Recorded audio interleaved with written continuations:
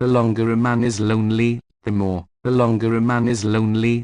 he learns to dwell within himself. He ceases to chase echoes in the crowd and begins to listen to the voice of reason seated in his own breast. What he once feared as silence here becomes his tutor. What he once avoided as solitude here becomes his fortress. Do not lament the absence of company, for often it is only in the stillness that the soul can be seen clearly. The clamor of many distracts, but the whisper of one's own nature is steady, if only one has the courage to hear it. Let no man say he is forsaken when the world withdraws, for what is the world but a shifting shadow? Be not dependent on the affections of others for your peace, rather, be like the rocky cliff that waves batter but do not break. To be alone is not to be broken, unless one has built his strength upon the fragile scaffolding of approval. Let your joy come not from the hands of others, but from the labors of a sound mind, a just heart, and a disciplined life. The longer a man is lonely, the more he has the chance to become what he was meant to be, not a reflection of others,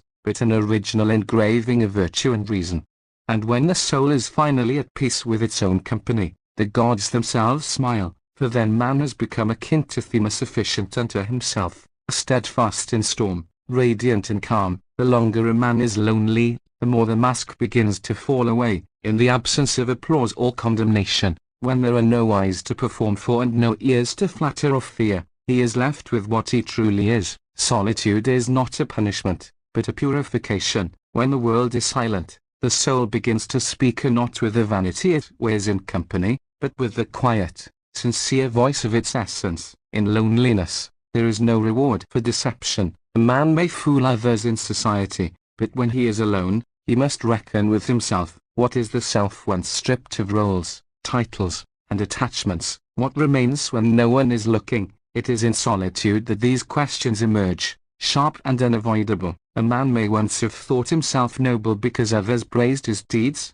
or wise because others sought his counsel, but when left in the long, cold chambers of his own mind, he learns whether virtue was truly rooted in him, or merely mirrored from others. Many fear loneliness because they fear what it might reveal, and rightly so, for in that long silence, falsehoods perish, pretenses fade. A man sees how little of his actions were driven by reason and how much by the hunger for approval. In such hours, he is forced to face the hollowness behind his ambitions, the noise behind his laughter, the cowardice behind his restraint. And yet, this revelation is not to be despised, for who can build anything firm on a foundation of illusion? The longer a man is lonely, the more this revelation deepens. In the first days, he may reach for distractions, for noise, for comfort in old desires, but over time, the soul tires of cheap comforts. The mind turns inward, seeking not relief but understanding. He begins to ask, what do I truly love? What do I truly fear? What am I when I am not trying to be anything? These are not questions one can answer in the company of others.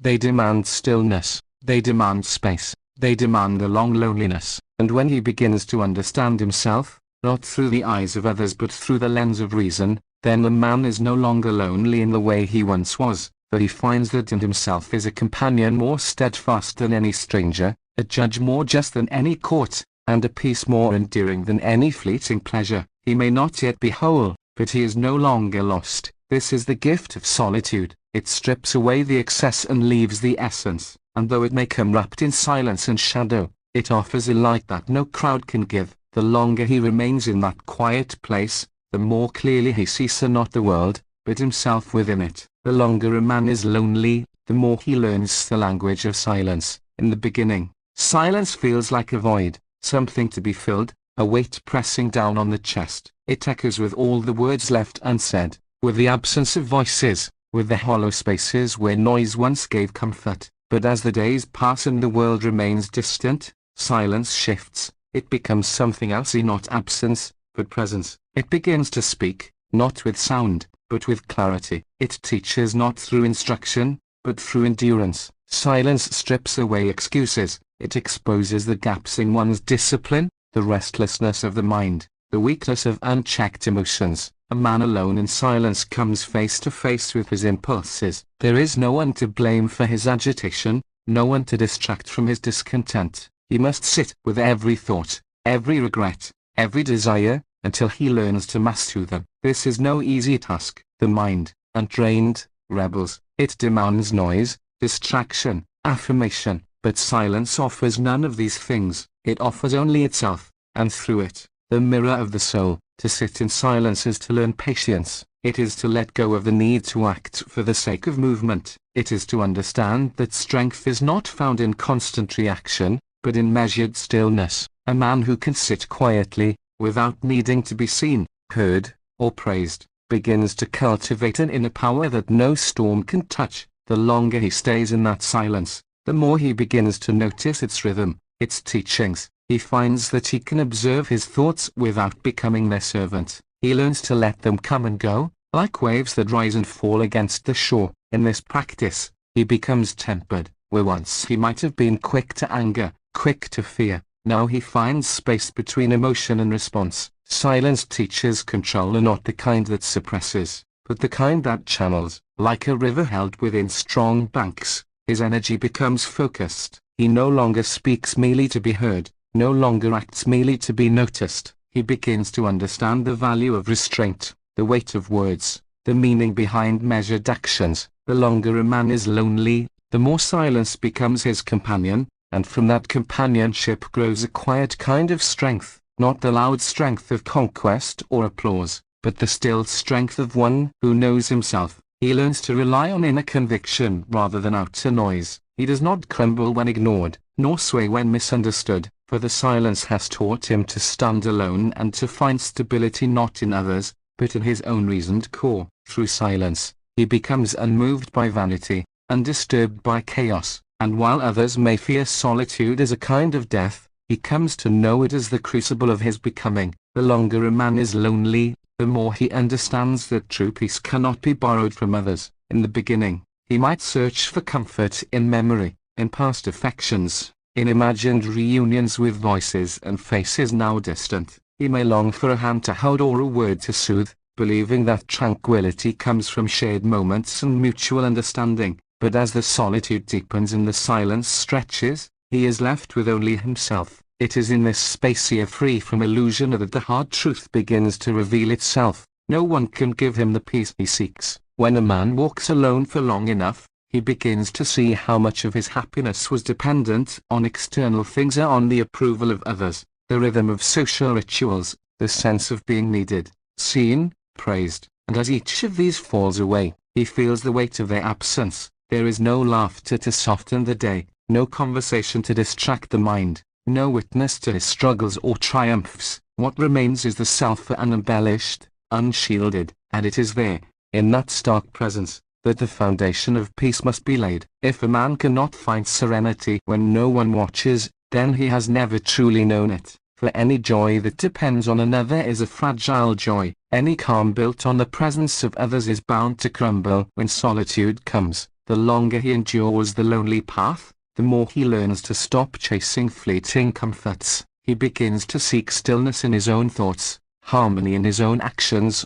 clarity in his own heart. Slowly, he ceases to beg the world for ease and starts to cultivate it from within. Peace, he learns, is not a gift bestowed by company or circumstance. It is the result of order in the soul, when desire is governed by reason, when ambition is checked by virtue, when expectation bows to acceptance. This inner alignment cannot be granted by affection, nor shaken by rejection. It is grown in silence, in discipline, in reflection. A man who depends on no one to be at peace cannot be disturbed by the comings and goings of the world. The longer a man is lonely, the more he ceases to resent the solitude and begins to respect it. He sees that it has not come to punish, but to instruct. Others may still move in and out of his life, and their presence may bring joy or sorrow, but his balance will no longer hinge on them. He will be like the rooted tree that does not tremble with every gust of wind. Whether loved or forgotten, whether praised or ignored, his peace remains with him unshaken,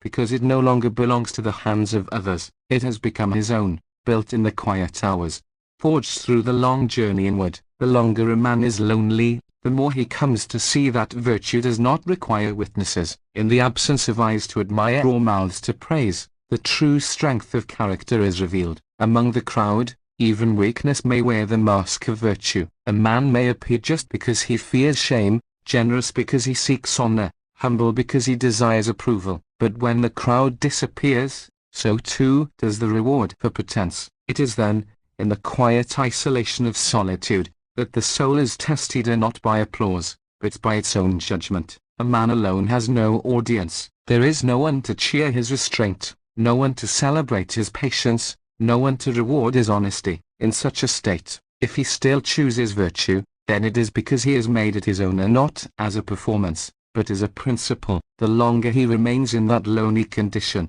the more these choices begin to define him. He no longer acts for appearance, he acts because the action is right. He no longer speaks to please, he speaks when truth compels him. The absence of the crowd becomes the refining fire where all showmanship is burned away and only substance remains. Without the noise of others, the man begins to see how easily virtue is corrupted by ambition, by vanity, by comparison. In society, one often measures goodness by how it is received, how many admire it, how many praise it. But such measures are false. Virtue, if it depends on recognition, is no virtue at all. It is a trade, a transaction. True virtue is self-sufficient, content to exist in silence, in obscurity, in solitude. When a man no longer needs to be seen doing good, then the good he does begins to grow roots. The longer he walks alone, the more he finds joy in the discipline of the soul. He becomes grateful for the trials that test his integrity,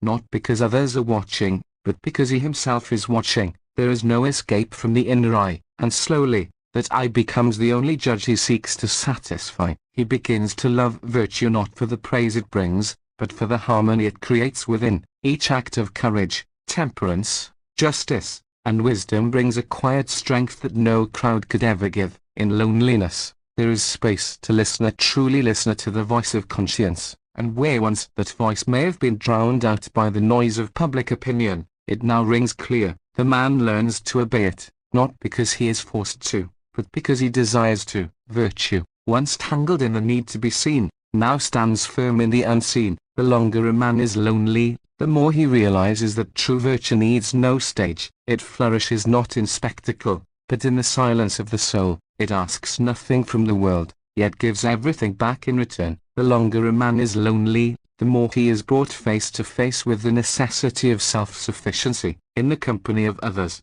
it is easy to lean, to borrow strength, to draw warmth from shared joys and shared burdens. But when solitude stretches on, when familiar voices fall silent and the comfort of companionship is removed, he is left to rely on no one but himself. It is in this state that the true nature of discipline is revealed, not as something imposed from outside, but as something forged within. A man who has not learned to govern himself will find loneliness unbearable. His thoughts will rebel, his habits will decay, his emotions will surge unchecked. But for the one who has trained his soul and who has learned to live in accordance with reason, to accept what is and resists what should not be, solitude becomes not a punishment but a proving ground. It is here that self-sufficiency ceases to be an idea and becomes a way of life. He begins to see that the disciplined soul does not need the approval of others to act rightly, nor their presence to feel at peace. His food may be simple, his surroundings bare, his days without applause, but he lacks nothing essential. He has taught himself to be content with little,